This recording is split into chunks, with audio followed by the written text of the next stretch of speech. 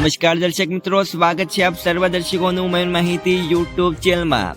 તો દર્શક મિત્રો, આજના વિડીયોમાં આપણે આજના હવામાન સમાચાર વિશેની વાત કરવાની છે।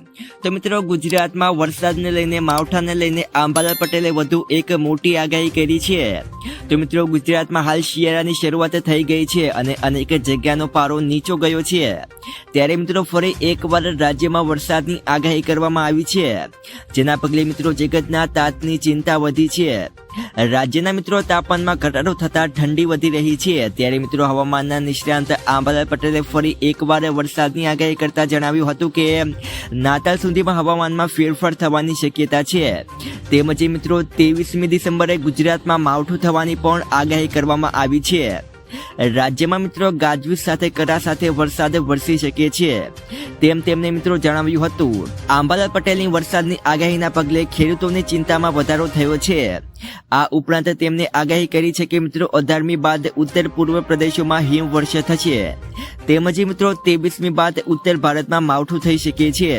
આ સિવાય મિત્રો તેમને ડિસેમ્બરના અંત સુધીમાં કાલથી ઠંડી શરૂ થશે અને જે બાદ મિત્રો ફેબ્રુઆરી સુધીમાં રહેશે અને ફેબ્રુઆરી બાદ મિત્રો ઠંડીનું જોર ઘટવા લાગશે તેવી પણ મિત્રો આગાહી હવામાનના નિષ્ણાંત અંબાલાલ પટેલે કરી છે। મિત્રો, ગુજરાતમાં આગામી 2 થી 3 દિવસમાં સરેરાશ લઘુત્તમ તાપમાનમાં 3 ડિગ્રીનો વધારો થતા ઠંડીમાં સાધારણ ઘટાડો થઈ શકે છે।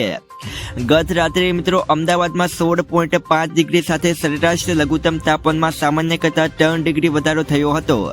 આગામી મિત્રો 3 દિવસમાં અમદાવાદમાં 17 થી 19 ડિગ્રી વચ્ચે તાપમાન રહેવાની સંભાવના છે। ગત રાત્રે મિત્રો નલિયામાં 10.5 ડિગ્રી તાપમાન રહ્યું હતું।